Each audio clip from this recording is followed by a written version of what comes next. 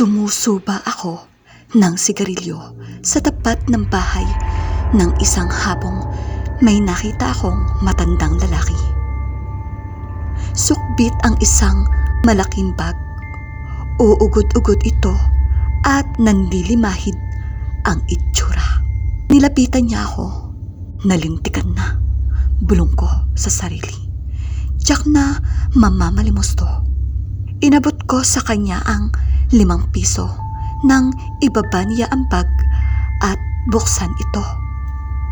Naglabas siya ng salamin, pitaka, baseball cap at marami pang iba.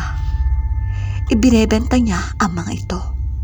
Nakatawag ng pansin sa akin ang isang alarm clock. Ibinigay niya sa akin ang alarm clock sa halagang 100 piso.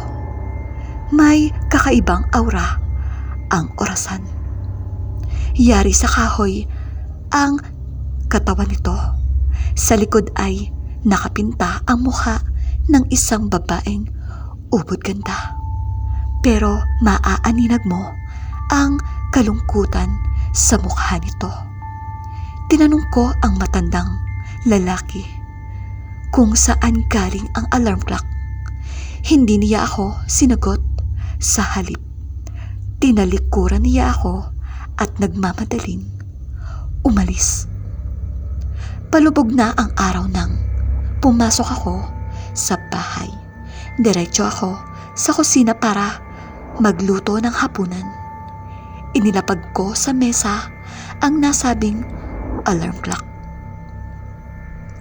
Nagbabalat na rin ako ng kalabasa nang mag-alarm ang orasan. Sa sobrang gulat ko, muntik nang mahiwa ang mga daliri ko. Tapos, bigla ring tumigil ang alarm clock.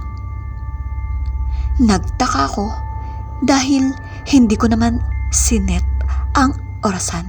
Nang bumalik ako sa pagbabalat ng kalabasa, may narinig akong kumakalabog sa sala.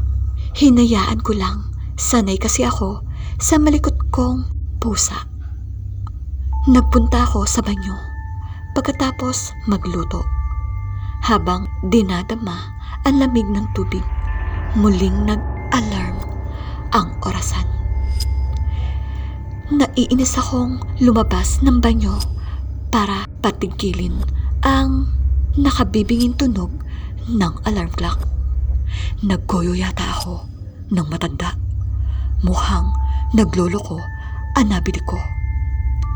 Ewan ko pero hindi naman talaga ako bumibili ng mga bagay na second hand. Malas. Pagkatapos kong maligo, inihanda ko na ang hapunan. Habang kumakain, tinitingnan ko ang alarm clock. Interesado ako sa laman kung sino ang babaeng nakapinta rito. Siya kaya ang unang may-ari nito. Bakit ito napunta sa kamay ng iba? Nasaan na kaya siya ngayon? Napundi ang ilaw. Ilang araw na ring naghihingalo ang ilaw, kaya hindi na ako nagulat. Tatayo na sana ako para kumuha ng kandila nang tumunog ang alarm clock. Kinapa ko ang orasan sa mesa para patigilin ito. Sira yata ang alarm clock. Kailangan kong ipagawa. Lintik. Mapapagastos pa yata ako. Nagngingit-ngit ako dahil naisahan ako ng matanda. Ayaw na ayaw ko pa naman. Naloloko ako. Kinapa ko ang alarm clock. Hindi siya mahanap ng mga kamay ko. Naririndi na ako sa matinis na tunog ng orasan. Ang init-init na ng ulo ko. Pakiramdam ko ay sasabog na sa sobrang inis. Nang may mahawakan akong malamig na kamay. Para akong binuhusan ng nagyayelong tubig. Biglang huminto ang tunog. May mga kaluskos akong naririnig na palapit sa akin. Napakapit ako sa kinauupuan ko nang marinig at maramdaman ko ang paggalaw ng upuan sa tapat ko. Parang may nakaupo. Samuel, nasaan ka na? Naghihintay ako. Boses ng isang babae. Parang puputok ang dibdib ko sa takot. Lalo na nang magsimulang humikbi ang boses. Samuel, bakit? Naghihintay pa rin ako. Ang lamig dito, sunduin mo na ako. Tuluyan na siyang umiyak. Biglang tumigil ang paghinga ko. Sa matinding takot, nagdasal na sana huwag nang sumindi ang ilaw. Hindi ko yata kakayaning makita ang babaeng nasa harap ko. Sumindi ang ilaw.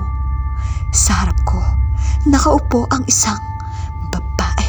Nakahilig ang liig nito at gulo-gulo ang buhok. Nakatirik ang mga mata. Sabog ang bungo nito. Umaagos ang dugo sa kanya liig. May talsik ng dugo ang alarm clock. Nakatingin sa direksyon ko ang babae. Tapos ilang saglit lang, naglaho na ang babae. Kinabukasan, ipinalibing ko na ang alarm clock sa sementeryo. Sa paraang ito, siguradong lalaya ang kaluluwa ng babaeng umaasa sa wala.